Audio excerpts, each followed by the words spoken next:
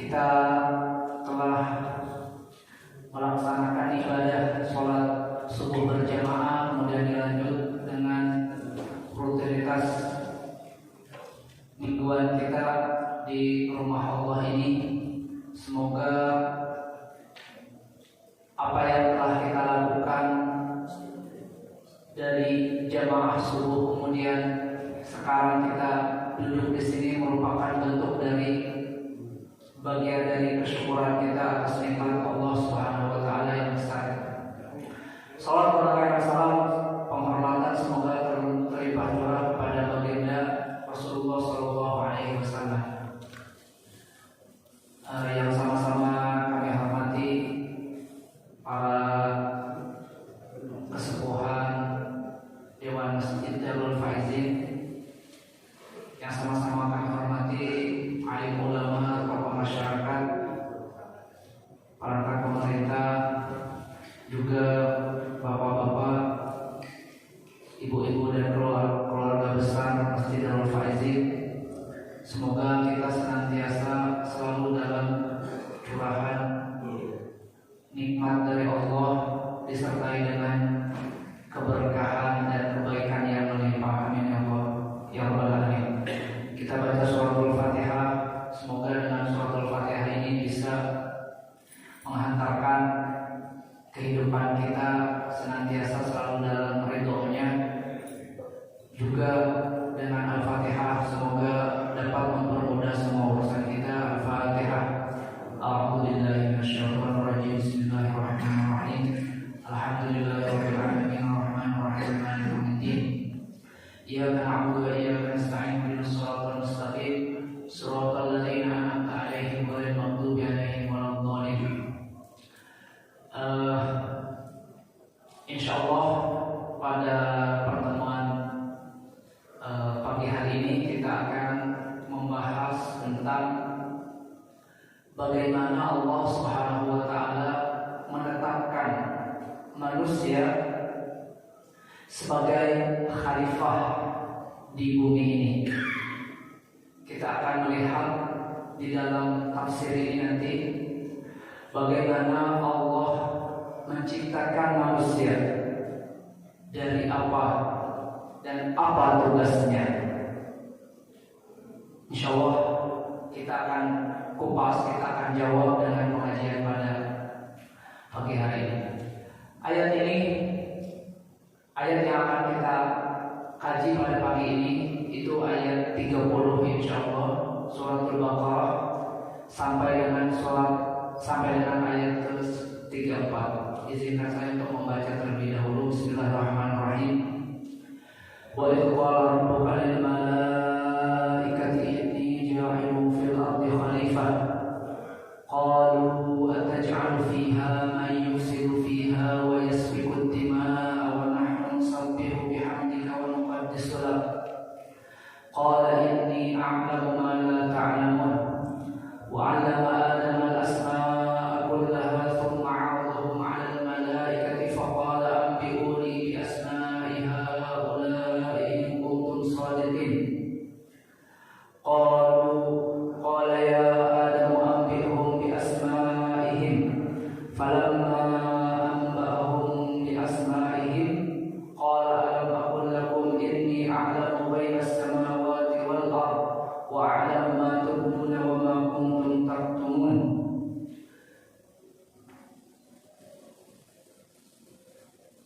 Wa idh qulna lil malaikati isjudu li adama fasajadu illa iblis aba wastakbar wa kana minal kafirin. Kira-kira artinya begini. Wa idh qala rabbuka lil malaikati inni ja'ilun fil ardi khalifah. Allah berfirman kepada Nabiullah Muhammad sallallahu alaihi wasallam seraya mengabarkan, ya Muhammad, idh qala rabbuka lil malaikati inni ja'ilun fil ardi khalifah. Tatkala Allah mengabarkan tentang dirinya yang pada saat itu berbicara kepada malaikat. Kata Allah, inni ja'ilun fil ardi khalifah, bahwa aku, kata Allah, akan menjadikan di bumi ini khalifah. Lantas kemudian sebagai mukhatab, malaikat menjawab, qalu ataj'alu fiha man yufsidu fiha, apakah kau akan menjadikan di dalam bumi itu orang-orang yang akan merusak bumi, wa yasfiku dima, dan menumpahkan darah,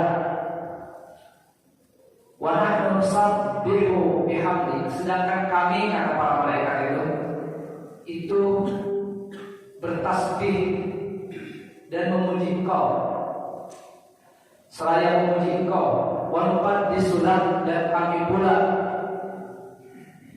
mensucikan Engkau dengan tasbih itu. Qala, kata Allah, inni a'lamu ma la ta'lamun, aku tahu, aku maha tahu apa yang kalian, wahai malaikat, tidak ketahui.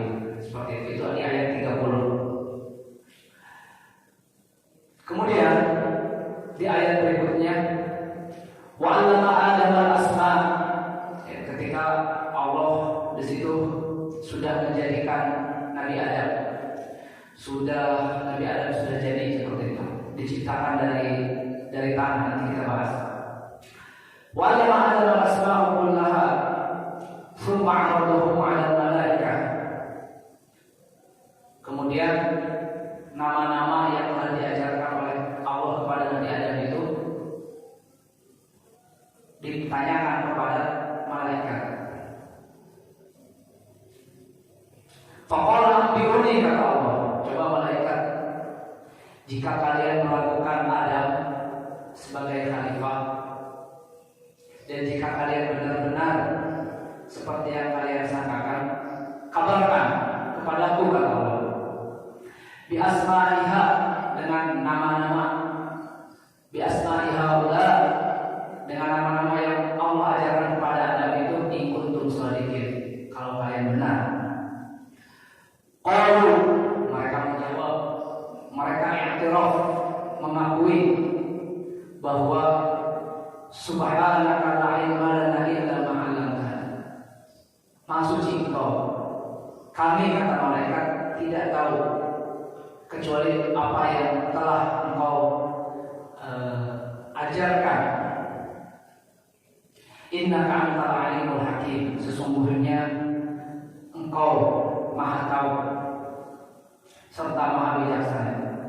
Kemudian Allah mengatakan di hadapan malaikat itu, qala ya Adam, wahai Adam, ambihum bi asma'ihim, nama-nama yang telah Allah ajarkan kepada Nabi Adam itu suruh dikabarkan kepada malaikat. Falamma ambahum bi asma'ihim, tatkala Adam alaihissalam mengabarkan, menyampaikan apa yang telah Allah ajarkan kepada malaikat, qala, Allah mengatakan, alam aqul lakum, bukankah telah aku katakan, inni a'lamu ghaibas samawati wal ardh wa a'lamu ma tubduna wa ma kuntum taktumun, bahwa aku maha tahu apa yang ada di langit dan di bumi, dan aku tahu apa yang tampak dan apa yang kalian sembunyikan. Kemudian di ayat 34 sebagai ayat terakhir dari tema tentang penetapan manusia sebagai khalifah di bumi adalah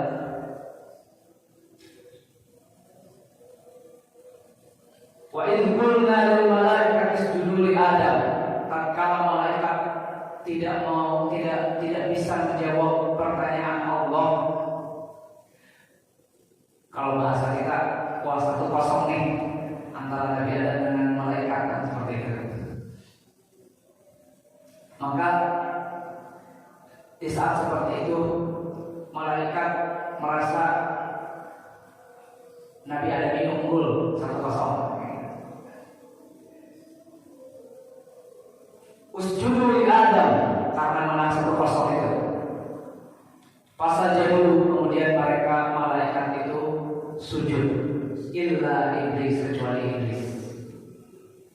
malaikat mengakui dirinya tidak tahu di hadapan Allah, kemudian ada yang lebih unggul disuruh sujud. Sujud di sana nanti kita bahas apa yang dimaksud sujud di sana, apakah menghamba atau memuliakan seperti itu.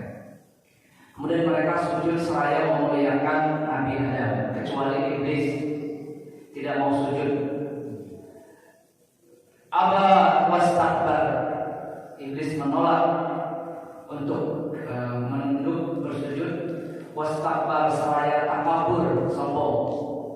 Wa kana minal kafirin, iblis ini termasuk orang-orang yang kafir, termasuk jenis golongan yang kafir. Kenapa katanya? Nanti kita bahas. Karena iblis ini katanya diciptakan dari api. Api itu lebih mulia dari tanah, jadi nggak mau api sujud kepada tanah seperti itu. Baik, di dalam ayat 30 ada satu kata yang menjadi kunci dari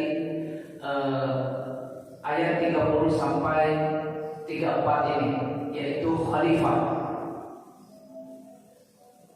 Para ulama tafsir mengatakan bahwa ada setidaknya dua makna di dalam kata khalifah ini.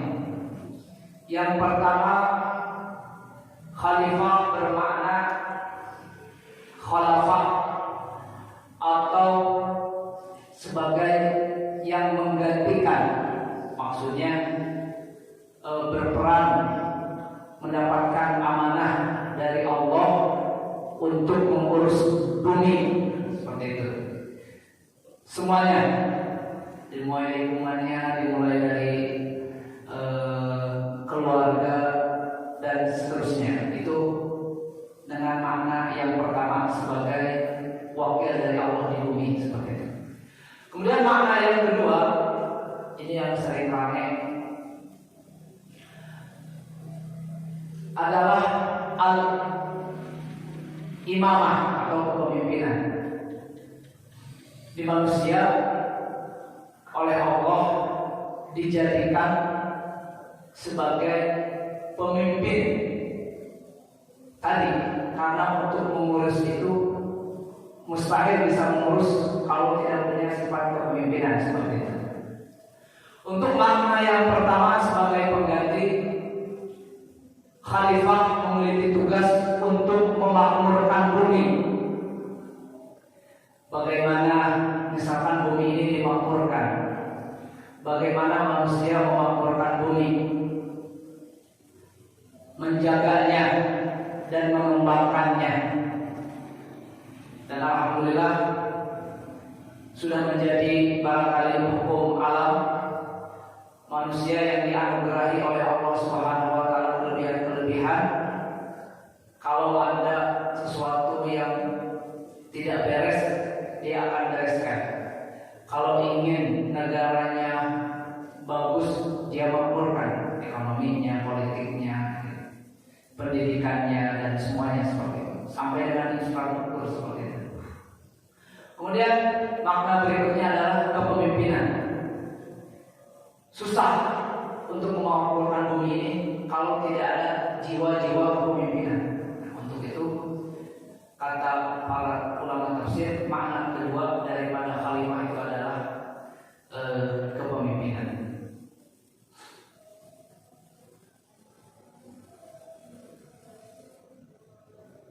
Apa alasannya? Ada dulu itu yang termasuk juga Nabi, namanya Nabi Daud. Selain diutus sebagai Nabi, tidak seperti Nabi Adam yang hanya diutus untuk memakmurkan saja. Ada contoh nyatanya, Nabi Daud diutus sebagai pemimpin juga, sebagai raja. Hanya ada syaratnya di sana. Harus adil, harus berilmu, harus bisa menerima pendidikan, harus memiliki belas kasihan. Yang itu tergambar dari ayat 30 sampai 34. Insyaallah akan kita coba buka satu-satu.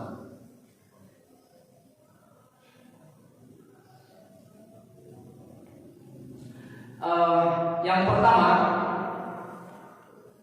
yang perlu kita pahami adalah dari apa Nabi Adam ini diciptakan. Ini Nabi Adam diciptakan dari tanah, kata Allah. Itu bisa kita pelajari di surat Al-Hijr ayat 26, 27, 28 dan 34, kalau tidak salah 34 sampai, bahwa Allah menciptakan dari tanah. Ternyata di era abad 20 ini itu dibuka oleh para saintis, para ulama. Ada rahasia besar dari Allah kenapa manusia diciptakan dari tanah. Di sana dijelaskan bahwa tanah itu sangat mendukung betul bagaimana menciptakan jaringan otak manusia. Juga ada katanya di sana DNA kromosom yang mendukung manusia untuk berpikir dan mampu tadi. Yang pertama setidaknya untuk memakmurkan bumi, juga untuk memimpin seperti itu. Dua hal tadi yang kalau kita perhatikan sejarah dari awal sampai hari ini tidak pernah lepas. Dari mulai Nabi Adam, Nabi Ibrahim, Nabi Nuh, sampai Nabi Muhammad, sampai dengan kita pada hari ini. Nabi Adam diciptakan dari tanah. Kemudian kenapa dinamai Adam? Kata ulama sejarah, salah satunya di sini di Rawdatul Munadir, bahwa dikatakan Adam karena ia berasal dari Adimul Ard, dari tanah-tanah intisarinya seperti itu. Kemudian Nabi Adam diciptakan pada hari Jumat,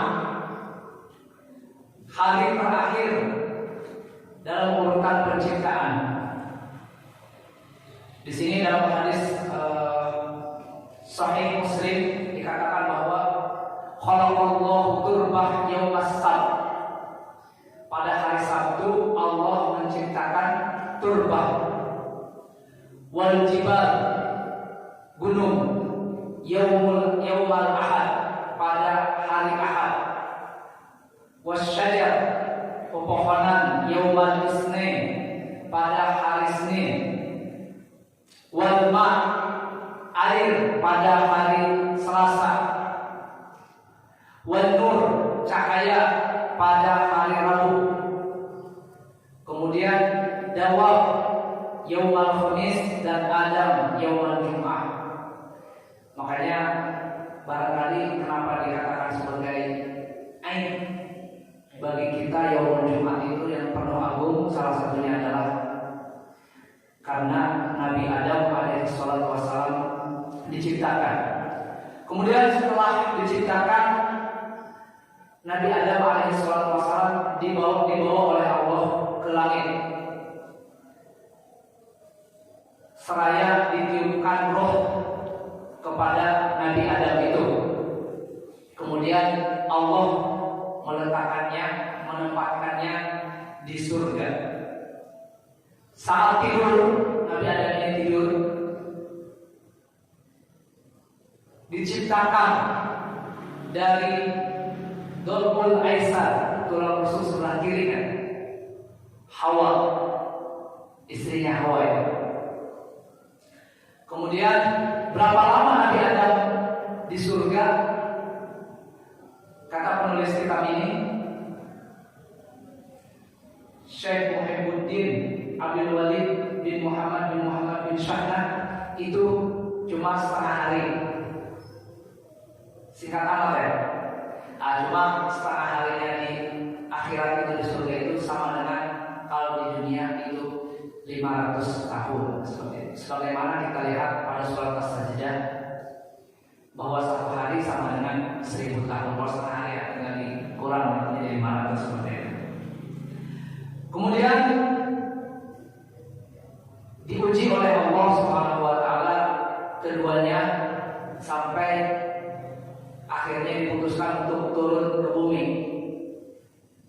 Istrinya Allah tempatkan di daerah sekitar Hindia. Kemudian Nabi Adam sendiri itu di Jeddah. Lama, kalau tidak salah dalam satu riwayat 40 tahun tidak ketemu. Nah, itu kita bisa membayangkan bagaimana suami istri tidak ketemu 40 tahun. Kemudian ketemu di Jabal Arafah. Bapak-bapak yang sudah haji mungkin di sana bisa merasakan hawa-hawa bagaimana Nabi Adam dan Siti Hawa ketemu di sana. Kalau saya belum haji jadi belum tahu seperti itu. Kemudian di sana lahirlah Qabil dan Habil. Kemudian Nabi Adam beranak pinak dan wafat beliau dalam umur 930 tahun. Dan Allah menjadikan Nabi Adam ini sebagai Nabi dan Rasul. Ada berapa putra putri Nabi Adam dengan umur 930 tahun itu? Dikatakan di sini di dalam buku ini ada 40.000 keturunan Nabi Adam. Subhanallah ya. Di antaranya keturunannya adalah Nabi Sis alaihissalam. Pada ayat 30, mari kita buka di sana. Tadi sudah dijelaskan bahwa di ayat tadi ada kata khalifah. Itu yang pertama yang kita bisa ambil dari ayat 30 adalah bahwa manusia Allah ciptakan semata-mata yang pertama untuk memakmurkan bumi. Selain Allah tentu tugaskan, itu kenapa kata para ulama jangan membatasi ibadah itu dalam hal sholat sama ngaji saja. Kita punya tugas dari Allah sebagai khalifah untuk memakmurkan bumi. Ketika kita menganggap bahwa ketika kita memakmurkan bumi, apakah dengan kita bertaninya, menjadi guru, menjadi pedagang, menjadi bisnismen, semua aktivitas yang memakmurkan bumi, mari kita niatkan untuk ibadah karena Allah. Kenapa? Karena ini tugas dari Allah. Kata Imam Al-Ghazali, berapa banyak amalan yang kelihatannya bentuk dunia, tapi nanti akan menjadi amalan akhirat. Tinggal tergantung dari kita niatnya apa. Maka niatnya mari kita untuk berniat beribadah kepada Allah Subhanahu wa ta'ala. Kemudian ada makna imamah atau khalifah, kepemimpinan. Sudah tadi dijelaskan bagaimana Allah Subhanahu wa ta'ala sebagai pencipta untuk memakmurkan bumi tadi supaya dapat menjawab pertanyaan apa? Para malaikat Allah anugerahkan alat-alat untuk kepemimpinan. Manusia bersifat adil, kemudian saling menyayang, kemudian tidak pilih kasih dan lain sebagainya. Yang itu merupakan bagian dari syarat yang utama di dalam sosok-sosok pemimpin. Ayat ini juga sekaligus menjadi dalil atau argumen di dalam Al-Quran tentang ayat kepemimpinan seperti itu. Kemudian di ayat berikutnya Allah katakan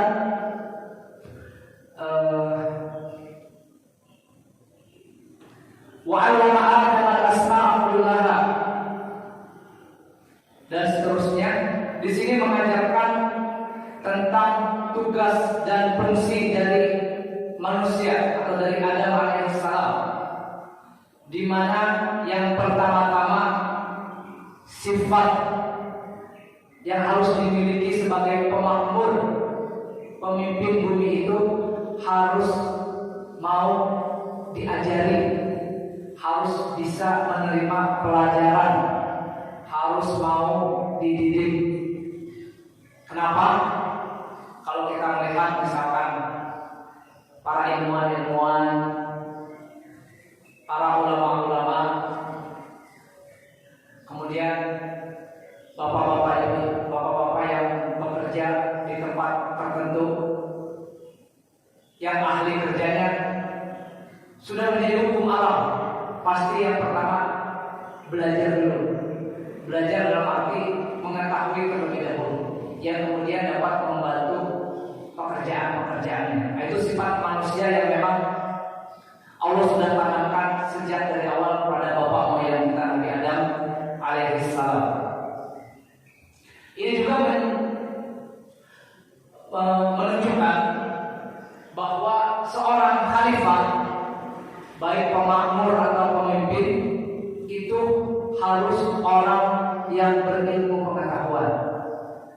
Kenapa? Karena tugas menjadi khalifah ini tidak mudah. Contoh saja kita berkendaraan, kita khalifah di sana, kita bertugas untuk berkendara. Kalau kita tidak tahu lampu-lampu, wah repot. Bisa jadi akan mencelakakan diri kita sendiri. Kita sebagai pemimpin diri kita sendiri, kalau kita tidak tahu ilmunya dalam berkendara, akan berbahaya. Apalagi dalam skala yang lebih besar, desa, kecamatan, misalkan tingkat desa, kecamatan, tingkat kantor sekalipun, atau negara sekalipun, kalau pemimpinnya tidak memiliki ilmu, tinggal tunggu kehancurannya seperti itu. Kemudian pada ayat 32 di sana dimulai dengan Allah subhanaka la ilma lana. Allah menggambarkan di sana sifat malaikat, bahwa malaikat itu mengakui bahwa dirinya saat tidak tahu, merasa atau menganggap dirinya tidak tahu dan mengakuinya. La ilma, tidak ada ilmu illa ma'alamtana, seraya mengakui kebesaran Allah Subhanahu wa taala. Lantas pertanyaan yang diajukan oleh malaikat kepada Allah itu untuk apa? Yang tadi di ayat yang 30 itu. Kalau ataj'alu, apa fungsinya di sana? Kata para ulama dijelaskan bahwa pertanyaannya bukan untuk mengingkari, bukan untuk mengingkari Allah, bukan untuk menolak apa yang hendak Allah perbuat, tapi apa? Lil istighbar, untuk minta dikabarkan lebih jelas, seperti itu katanya. Kemudian di ayat itu juga dijelaskan bahwa manusia-manusia yang berpengetahuan itu harus senantiasa bisa bersyukur. Bagaimana syukurnya? Tidak dengan merusak, patuh dengan undang-undang Allah. Coba kalau pengetahuan itu setelah didapatkan digunakan sembarangan, akan berapa banyak hutan-hutan yang gundul, akan berapa banyak gunung-gunung yang habis dieksploitasi, akan berapa banyak sumber daya alam yang tidak dalam syarat-syarat dan ketentuan-ketentuan pemanfaatannya. Kenapa?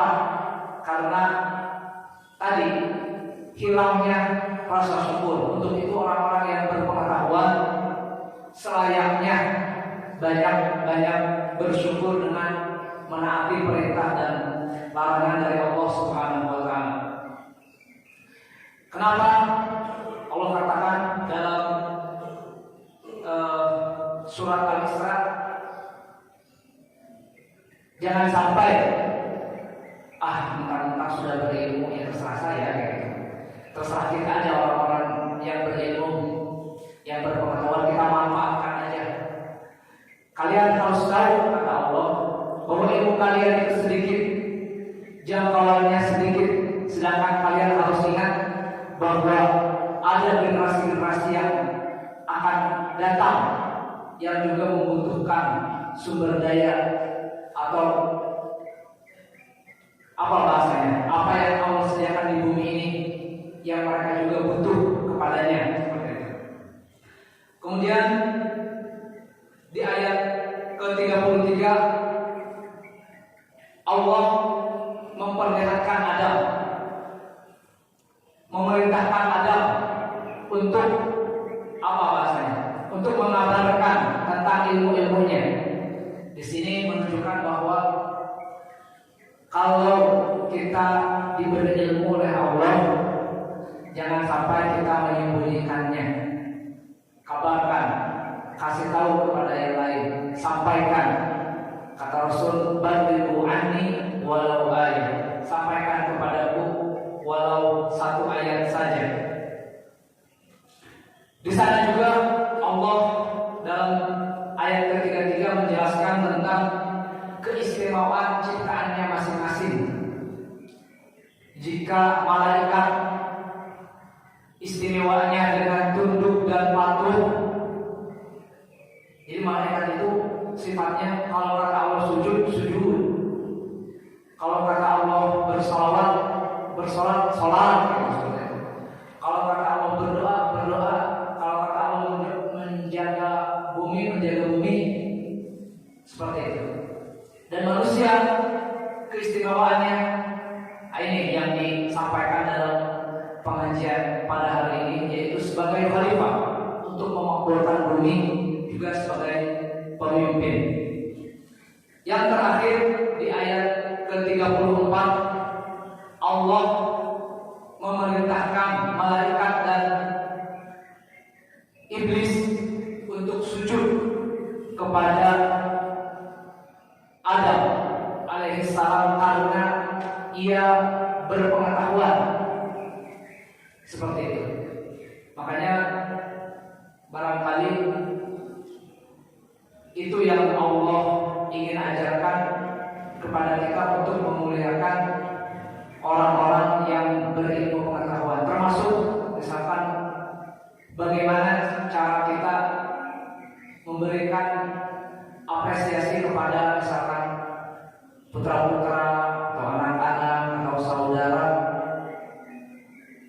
supaya dengan ilmunya itu dia semangat dan bisa kelak menjadi pemakmur dan pemimpin-pemimpin yang Allah Subhanahu wa taala ridhoi. Dari perintah sujud itu malaikat pada sujud, kemudian ada satu jenis yang tidak mau sujud, yaitu iblis. Kenapa? Karena mengaku bahwa iblis itu lebih mulia dari Adam, karena Adam diciptakan dari tanah seperti itu. Lantas malaikat dari apa? Dikatakan di dalam tafsir Al-Baghawi kalau tidak salah, bahwa malaikat itu dari cahaya. Jika Nabi Adam dari tanah atau manusia dari tanah, iblis dari api, kemudian malaikat dari cahaya. Demikian barangkali apa yang bisa disampaikan pada pagi hari ini. Kesimpulannya bahwa Adam, Allah memilih menetapkan Adam dari golongan manusia sebagai bapak moyang kita, yang kita ini pada hari ini sebagai pelajut-pelajutnya, sebagai sebagai khalifahnya, kita memiliki dua tugas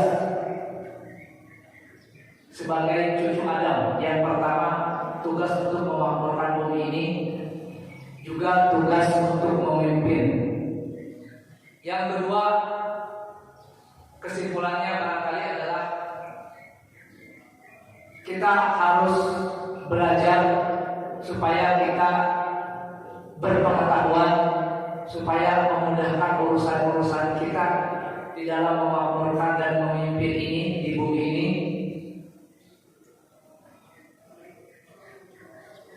Dan terakhir, mari kita untuk meniru sifat-sifat malaikat yang tunduk patuh kepada Allah, dan semoga kita terhindar dari sifat takabur yang merupakan sifat-sifat dari iblis. Ta'amatullahi. Demikian. Assalamualaikum warahmatullahi wabarakatuh.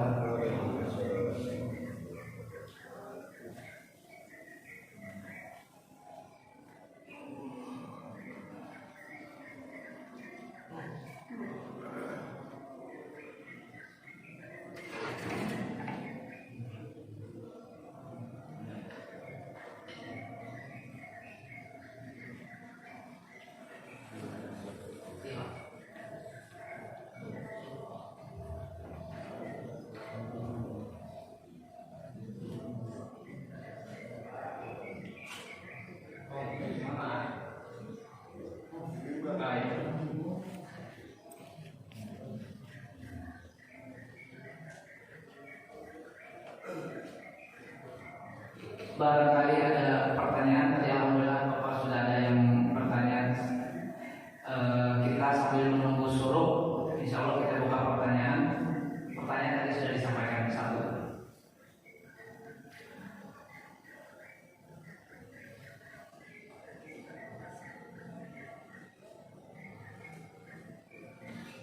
Ada yang bertanya lagi?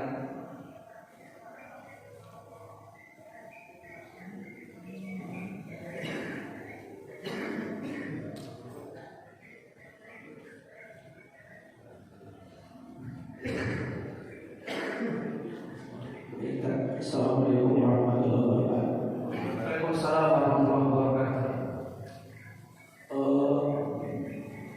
Pertanyaan saya, sebelum Nabi Adam diutus ke dunia ini, sebelumnya tinggal di surga ya. Dikarenakan Nabi Adam memakan buah hobi, akhirnya terusir dari surga. Nah, pertanyaan saya, kalau Nabi Adam tidak memakan buah hobi ini, apakah Nabi Adam ini akan selamanya di surga, atau memang tetap diutus ke dunia ini? Itu tadi. Terima kasih. Assalamualaikum warahmatullahi wabarakatuh. Waalaikumsalam warahmatullahi wabarakatuh.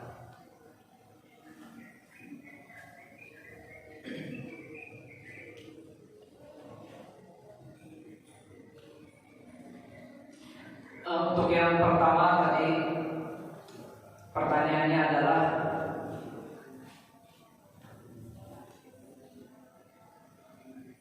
Allah menciptakan pada hari Sabtu misalkan turba. Allah menciptakan pada hari Ahad jibal, gunung. Kemudian Allah menciptakan pada hari Senin itu pepohonan. Kemudian Allah menciptakan hari Selasa itu air. Misalkan terus kemudian hari Rabu itu cahaya. Kemudian hari Kamis itu hewan-hewan. Kemudian pada hari Jumat ini Nabi Adam alaihissalam. Apa makna, apa maksud dari penciptaan tadi di hari-hari tadi?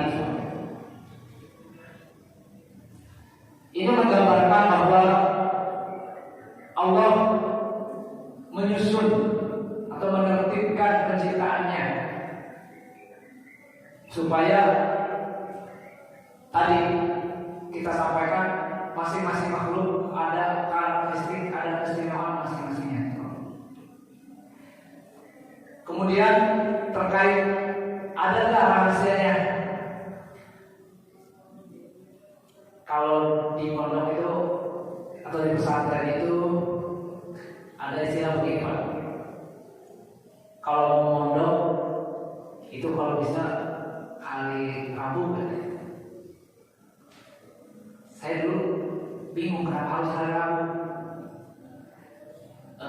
Karena ulama-ulama dulu sering bilang ya kalau berangkat pesantren atau pondok atau komandannya yang baik-baik kalau bisa hari Rabu. Ternyata di sini rahasianya. Hari Rabu itu Allah ciptakan cahaya.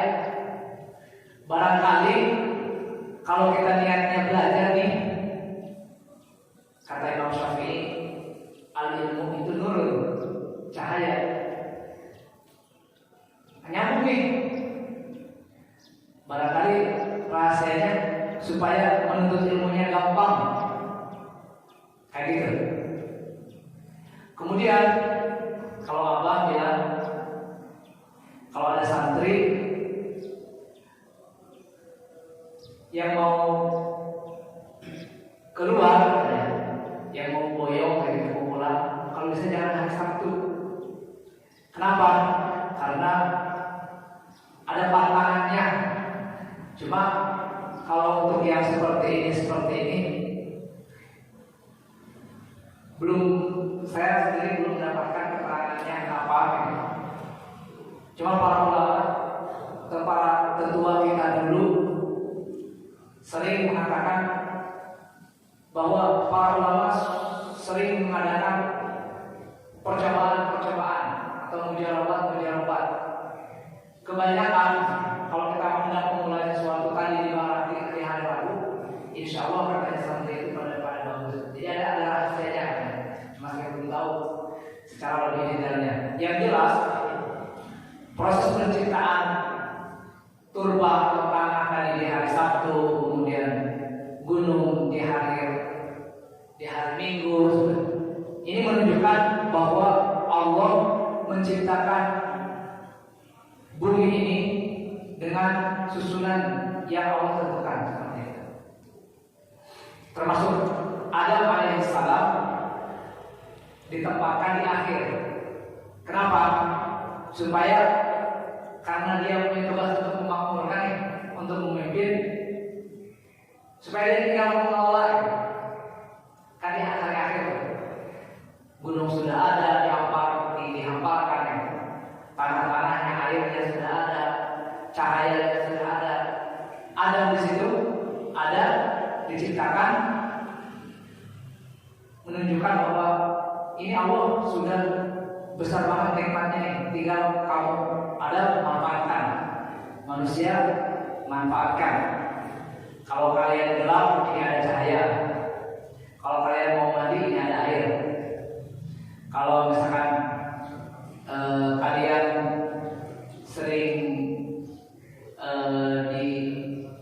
dibahayakan oleh air ada gunung, kayak gitu seperti itu. Jadi memang sudah ada takdirnya yang sekaligus apa bahasanya.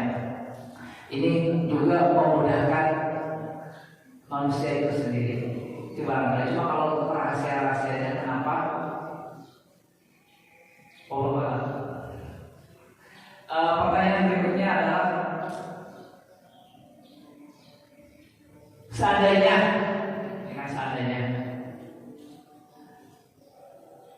Nabi Adam tidak memakan buah khuldi atau buah yang dilarang, kira-kira Nabi Adam bakal di surga terus atau juga tetap ke bumi? Jadi di dalam bab akidah kita di pesantren itu ada yang namanya sifat yang wajib bagi Allah, ada sifat yang mustahil bagi Allah, ada sifat yang boleh saja bagi Allah. Misalkan yang wajib, Ini ada bumi. Kemudian kita dari yang yang terdekat ini dengan kita. Ini ada masjid, ada lampu, kemudian ada kipas menghadap barat, segi 4, kemudian cahayanya bagus, kemudian warna catnya ini. Kira-kira ini itu masjid jadi sendiri atau ada yang membuat? Hukum akal mengatakan pasti ada yang membuat seperti itu. Soalnya kalau misalkan kita lihat ke sebelahnya, ya, kok nggak ada di sebelahnya? Kalau misalkan tidak ada yang membuat. Begitupun misalkan kita kalau melihat ke luar yang lebih besar. Ini bumi kok ada siang, ada malam, ada daratan, ada lautan, ada air, ada tanah, ada api, ada udara. Coba seandainya kalau malam terus, kalau siang terus, kalau cahaya terus tidak ada gelap, apa jadinya? Tidak serasi, tidak indah. Ini menunjukkan bahwa kalau teratur seperti ini, kalau serasi seperti ini, pasti ada yang menciptakan.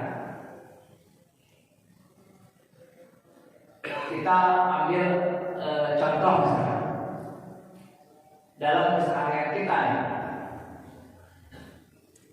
Kalau keseharian kita tidak kita atur, sholat ya sholat seingatnya aja. Kemudian mandi ya semaunya aja, makan ya semaunya aja. Apa yang akan terjadi pada diri kita? Tidak sholat kita pusing, kemudian tidak makan kita lapar, tidak mandi kita bau. Tapi kalau diatur, sholat mendatangkan kedamaian. Dari mana datangnya kedamaian? Karena ada aturannya yang kita buat. Saat kita tidak buat aturan untuk kita sholat tepat waktu, misalnya, untuk kita sholat berjamaah, kemungkinan besar untuk kita disiplin itu susah. Artinya apa? Pasti ada unsur yang mengatur itu dalam diri kita. Di bumi ini yang teratur ini, yang bagus dan indah ini, pasti ada yang menciptakan. Nah, siapa pencipta itu? Allah. Ada atau tidak? Yang namanya menciptakan pasti ada. Makanya wajib bagi Allah ada. Makanya salah satu sifat yang kita pelajari di dalam tauhid itu wajib bagi Allah. Nah, itu yang ada. Ketika misalkan kita melihat ini masjid di daerah sini, ini ada masjid di daerah di sekitar sana, kok nggak ada masjid? Bisa nggak tanpa ada yang menciptakan menurut hukum akal? Ada masjid di sana tanpa ada yang menciptakan? Kita tolak, mustahil. Ada masjid di sana kalau nggak ada yang gotong royong di sini menghimpun dana, kemudian sedekah dan lain sebagainya. Begitupun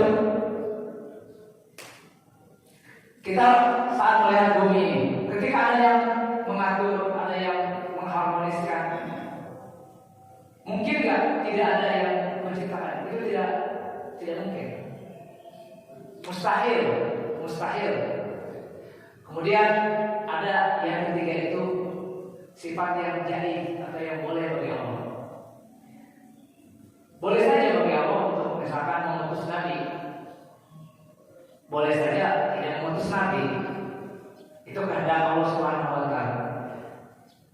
Kalau melihat ke hukum kemungkinan,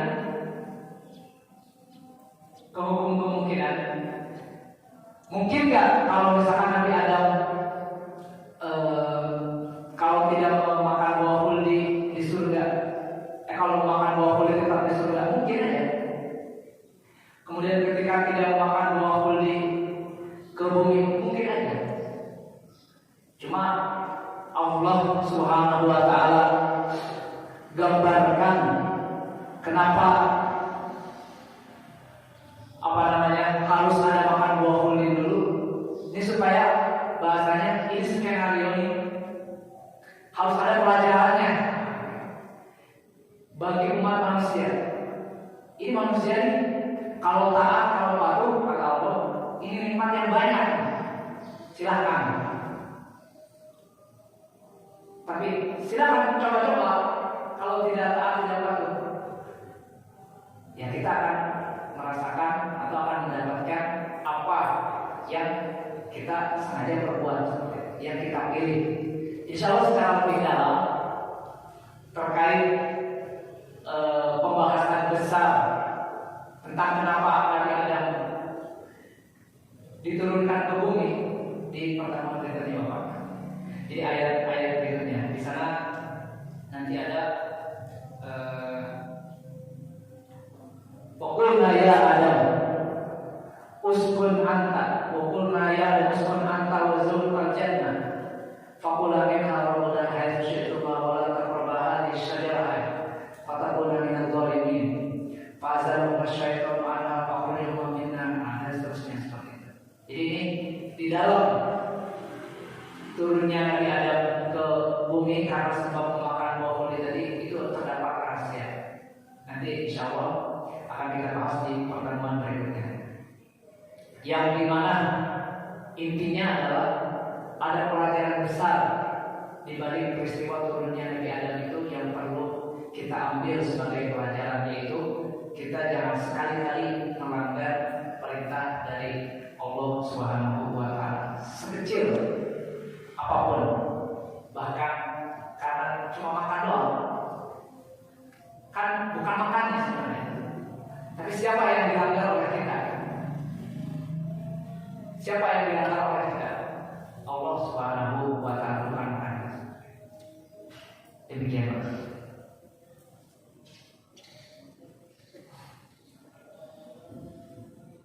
Oke, ada lagi Bapak bertanya. Assalamualaikum warahmatullahi wabarakatuh. Waalaikumsalam warahmatullahi wabarakatuh. Terkait yang Ustaz sampaikan masalah hari penciptaan dari hari Senin sampai hari itu, yang terkait dengan hari Jumat Ustaz, kita kan ada dua waktu yang sangat penting. Artinya pertama, waktu kita dilahirkan dan waktu kita kembali. Pertanyaan saya, hari Jumat itu kan menurut pendapat ulama itu hari yang baik ketika kita meninggal gitu kan.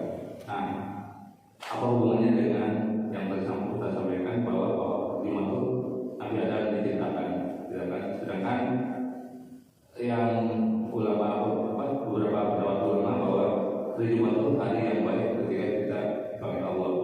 Pertanyaan kedua, apakah semua orang soleh itu meninggal di hari Jumat? Nah, bagaimana dengan orang yang durhaka kepada Allah dan meninggal di hari Jumat? Artinya itu amalan yang menentukan atau hari yang menentukan? Itu adalah Assalamualaikum warahmatullahi wabarakatuh. Waalaikumsalam warahmatullahi wabarakatuh. Terkait dengan wafat husnul khatimah, untuk memperoleh wafat husnul khatimah kita diperintah oleh Allah yang pertama takwa. Saat kita takwa dengan senantiasa menjalankan perintah Allah dan juga menjauhi larangannya, insya Allah kita wafat husnul khatimah di hari, di tempat, dan di waktu manapun. Itu kaidahnya.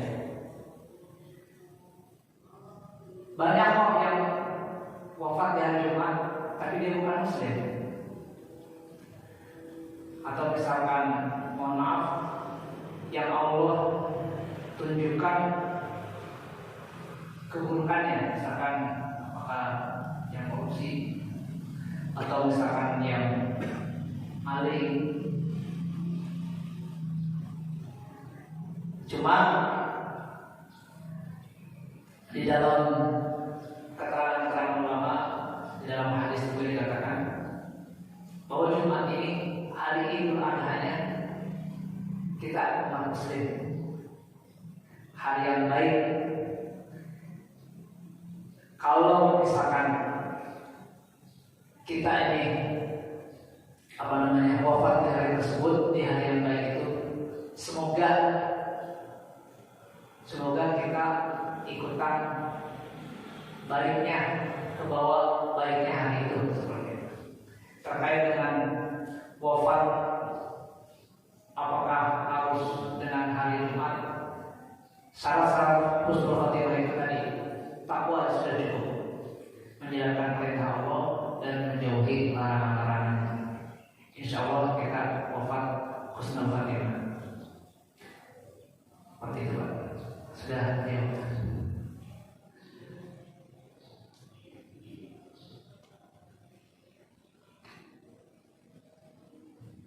Mungkin ada lagi pertanyaan dari bapak sekalian.